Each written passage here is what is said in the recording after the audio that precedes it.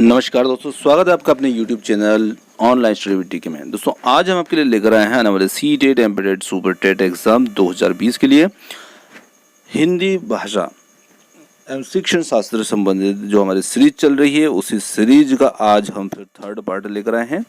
और यहाँ पर आपको 30 क्वेश्चन मिलेंगे जो कि 61 से लेकर के 90 तक यहाँ पर क्वेश्चन इसमें शामिल होंगे। तो चलिए स्टार्ट करते हैं और इन प्रश्नों के माध्यम से आप अपना आकलन कर सकते हैं, टेस्ट कर सकते हैं। देखिए आप कितने प्रश्न इसमें यहाँ पर सही करते हैं। तो चलिए समझते हैं। देखिए फर्स्ट क्वेश्चन है यहाँ पर, किस शिक्षा शास्त्री के अनुसार स्कूल एक बाग है और अध्यापक एक माली है और बच्चे पौधे के समान है। कहने का मतलब है कि यहाँ पर टीचर जो है वो एक माली है और स्कूल एक बगीचा है और यहाँ पर बच्चे पौधे के समान हैं। ये किसने कहा है? फ्रोवेल ने, मार्टिनसरी ने, या मॉरिसन ने, या फिर बेलार्ड ने? तो बहुत अच्छा प्रश्न है और ये कहा था फ्रोवेल ने। तो फ्रोवेल के अनुसार जो शिक्षक हैं वो माली के समान, जिस प्रकार से माली जो होता है पौधे की देखरेख करता है, उन्हें पानी डालता है, उन्हें सींचता है और उन्हें एक बहुत अच्छे वृक्ष में परिवर्तित कर देता है, तो उसी प्रकार शिक्षक भी बच्चों को सींचते हैं, है ना, और इन्हें एक सुव्यवस्थित नागरिक बनाते हैं। चलिए अगले क्वेश्चन की ओर बढ़ते हैं। लिखित सामग्री को मन ही मन बिना आवाज किए चुपचाप पढ़ना कहलाता है। ये तो बहुत ही सिंपल सा प्रश्न है और इसका उत्तर तो आप वैसे ही दे सकते हैं। देखिए मन ही मन पढ़ना बिना आवाज किए, तो उसे हम क्या कहते हैं? सस्वर वाचन, अनुकरण वाचन, मौन वाचन या फिर संवेद। तो उसे हम कहते हैं मौन वाचन, है ना। और मौन वाचन की एक और विशेषता होती है कि यहाँ पर जब भी हम मौन वाचन करते हैं तो हम एकाग्रचित होकर के करते हैं, यानी कि हमारा ध्यान एकाग्र हो जाता है मौन वाचन में, क्योंकि हम गहराई से उन चीज़ों को समझने की कोशिश भी करते हैं। चलिए आगे बात करते हैं। पठन शिक्षण की दृष्टि से गद्य पाठों के प्रकार हैं। कितने प्रकार? 2, 3, 4 या फिर 5? तो यहाँ पर हम कह सकते हैं कि पठन शिक्षण की दृष्टि से गद्य पाठ जो होते हैं, इनके जो प्रकार होते हैं वो 2 होते हैं। ऑप्शन ए हमारा यहाँ पर उत्तर हो जाएगा। चलिए अगले क्वेश्चन की बात करते हैं। व्याकरण शिक्षण की किस प्रणाली को विकृत रूप से सुग्गा प्रणाली भी कहा जाता है? अव्यकृति प्रणाली, सहयोग प्रणाली, पाठ्यपुस्तक प्रणाली या फिर डी है निगमन प्रणाली। तो यहाँ पर जिसे सुग्गा प्रणाली भी कहा जाता है वो कहा जाता है पाठ्यपुस्तक प्रणाली। ऑप्शन सी यहाँ पर हमारा उत्तर होगा। चलिए आगे हम बात करते हैं। इस विधि में मातृभाषा के माध्यम से किसी नवीन भाषा को पढ़ाया जाता है। यह कथन कौन सी विधि के संदर्भ में कहा गया है? यहाँ पर पठन विधि, प्रत्यक्ष विधि, व्यष्टि की विधि या परोक्ष विधि। अब ये थोड़ा सा यहाँ पर हमारा जो उत्तर बनेगा वो बनेगा परोक्ष विधि। इस विधि में मातृभाषा के माध्यम से किसी नवीन भाषा को पढ़ाया जाता है। चलिए आगे बात करते हैं। कविता शिक्षण की प्रश्नोत्तर प्रणाली को और किस नाम से जाना जाता है?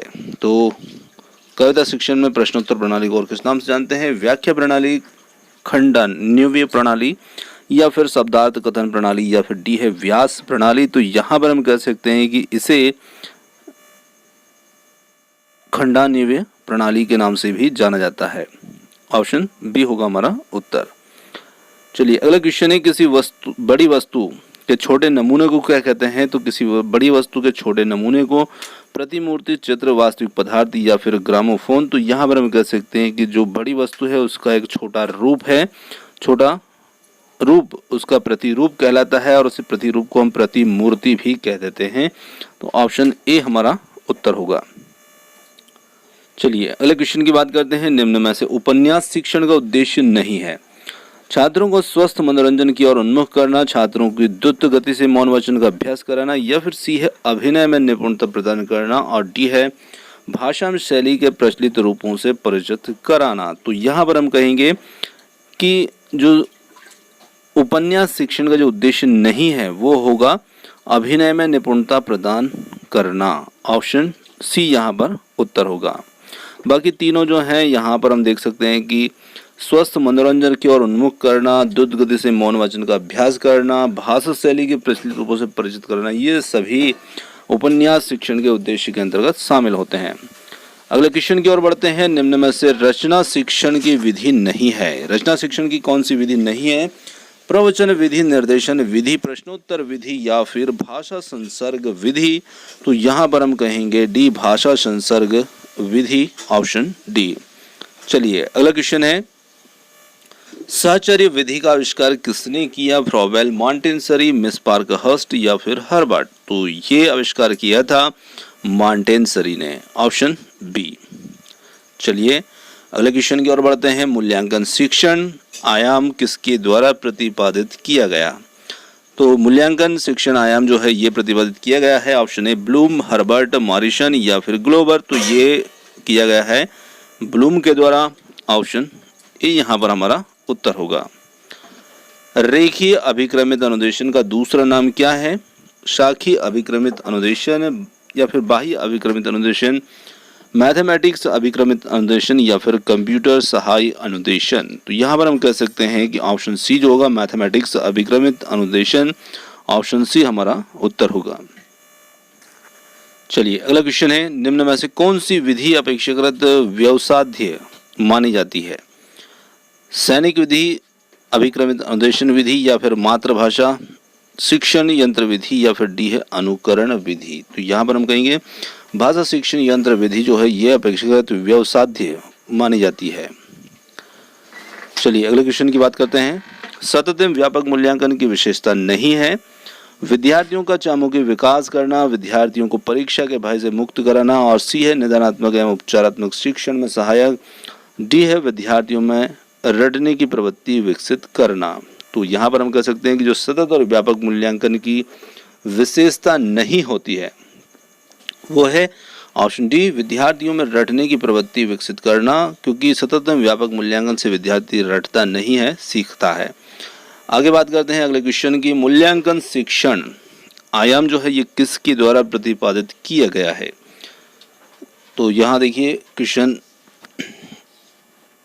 2 लिख दिए हैं इसी नंबर पर, तो हम पहले वाले क्वेश्चन को यहाँ पर हटा रहे हैं, है ना। लिखित अभिव्यक्ति का साधन नहीं है क्योंकि उसमें कोई विकल्प यहाँ पर दिए नहीं है।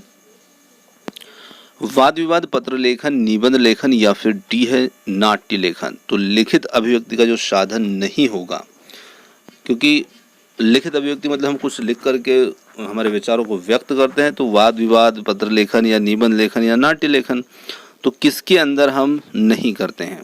तो बेसिक सा क्वेश्चन है, यहाँ पर हम कह सकते हैं कि वाद विवाद जो होता है ये सीधे सीधे किया जाता है, इसमें मौखिक अभिव्यक्ति होती है, लिखित नहीं होती है। आगे हम बात करते हैं, प्रिंट मीडिया में सम्मिलित नहीं किया जा सकता है किसे? समाचार पत्र, पत्रिकाएं, पाठ्य पुस्तक या फिर विद्यालय पत्रिकाएं? तो यहाँ पर हम कहेंगे कि जो प्रिंट मीडिया के अंदर जो सम्मिलित जिसे हम नहीं कर सकते वो हो जाएगा पाठ्य पुस्तकें। चलिए आगे हम बात करते हैं, बालकों को लिखना सिखाने से पहले यह आवश्यक है। लेखन संबंधी जिज्ञासा उत्पन्न करना, अक्षर सिखाना, लेखन संबंधी जिज्ञासा उत्पन्न नहीं करना, और डी है उनको क्रियाशील बनाना।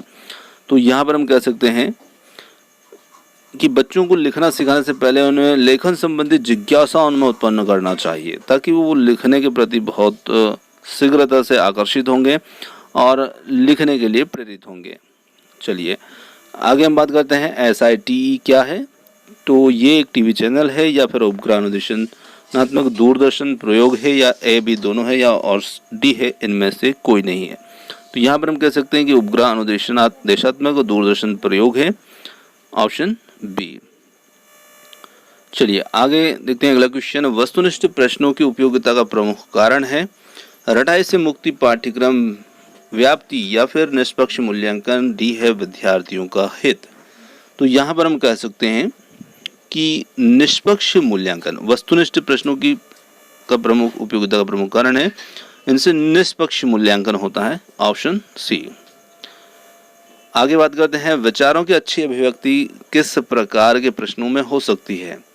वस्तुनिष्ठ, अति लघुतरात्मक या फिर सी है निबंधात्मक और डी है लघुतरात्मक?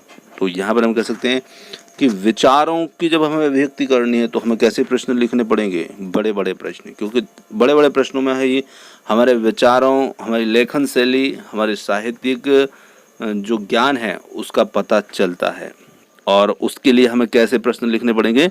निबंधात्मक प्रश्न। तो आप समझ गए हैं परीक्षा के अंदर निबंधात्मक प्रश्न जैसे लिखते होते हैं तो वहाँ पर उन प्रश्नों से हमारी जो भाव अभिव्यक्ति होती है, विचारों की अभिव्यक्ति होती है, वो उसमें देखी जाती है।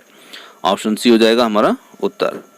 किसने मूल्यांकन प्रक्रिया को त्रिमुखी बताकर त्रिकोण के रूप में प्रस्तुत किया है? मॉरिसन, हर्बर्ट, फ्रेज थुअल या फिर डी है ब्लूम। तो यहाँ पर हम कह सकते हैं कि ब्लूम ने मूल्यांकन प्रक्रिया को त्रिमुखी बताकर त्रिकोण के रूप में प्रस्तुत किया है। और जो मूल्यांकन प्रक्रिया है इसमें त्रिकोण जो होगा उसमें 3 भाग बताए हैं, 3 चर बताए हैं, जैसे कि शिक्षक, अध्यापक या शिक्षक कह दें, और विद्यार्थी, और जो हमारा पाठ्यक्रम है वो, ये धुरी है उस 3 त्रिकोण की। आगे बात करते हैं उपचारात्मक शिक्षण के द्वारा छात्रों की कमजोरियों का निदान करके उसे दूर करने हैं तो शिक्षण कार्य करते हैं। अध्यापक की कमियों का उपचार किया जाता है या छात्रों को घायल होने पर उपचार होता है, या फिर डी हम कुछ नहीं कह सकते। तो निश्चित यहाँ पर हम कह सकते हैं कि जो उपचारात्मक शिक्षण होता है इसमें छात्रों की कमजोरियों का निदान करते हैं और उसे तो शिक्षण कार्य किया जाता है। Option A. अगला है हमारा उच्चारण सुधारने का कार्य किन कक्षाओं में करना चाहिए? माध्यमिक, प्रारंभिक, उच्च माध्यमिक या फिर डी है उच्च कक्षाओं में। तो यहाँ पर हम कह सकते हैं कि प्रारंभिक जो कक्षाएं होती है ना वहीं पर उच्चारण सुधारने का कार्य जो है वो करना चाहिए, ताकि बच्चे आगे कहीं गलती करें नहीं। और प्रारंभिक अवस्था में जब बच्चों को जो सिखाते हैं वो बहुत जल्दी सीखते हैं उस कक्षाओं में। आगे बात करते हैं हिंदी भाषा शिक्षण की विधि है। तो हिंदी भाषा शिक्षण की कौन सी विधि होती है? अनुकरण विधि, आगमन विधि, भाषा प्रयोगशाला या फिर डी है ये सभी। तो निश्चित हम कह सकते हैं कि हिंदी भाषा शिक्षण की विधि के अंतर्गत ये सभी विधियां आ जाती है। अगला है गृह कार्य का मुख्य उद्देश्य क्या होता है? तो देखिए गृह कार्य बच्चों को क्यों दिया जाता है? छात्र को घर पर व्यस्त रखना, या बी है पढ़ाए गए पाठ को दोहराने का अवसर देना, या सी है सुलेह की योग्यता का विकसित करना, और डी है संबंधित पाठ में रुचि उत्पन्न करना। तो यहाँ पर कहा जा सकता है कि जो पाठ बच्चे को पढ़ाया गया है उस पाठ को दोहराने का अवसर बच्चे को मिलता है और उसी के रूप में हम उसे गृह कार्य दे देते हैं। चलिए, आगमन विधि के रूपों की संख्या है। तो आगमन विधि के रूपों की संख्या कितनी होती है? 10, 5, 2 या फिर 4। तो यहाँ पर हम कह सकते हैं कि इनके रूपों की संख्या होती है 2। ऑप्शन सी होगा हमारा यहाँ पर उत्तर। चलिए, भाषा शिक्षण के उपागम हैं पाठ संसर्ग उपागम, रचना शिक्षण उपागम, और सी है ए और बी दोनों, और डी है कोई नहीं। तो यहाँ पर हम कहेंगे कि भाषा शिक्षण के जो उपागम होते हैं वो ए और बी दोनों ही होते हैं, जिसमें पाठ संसर्ग उपागम, रचना शिक्षण उपागम दोनों सम्मिलित होते हैं।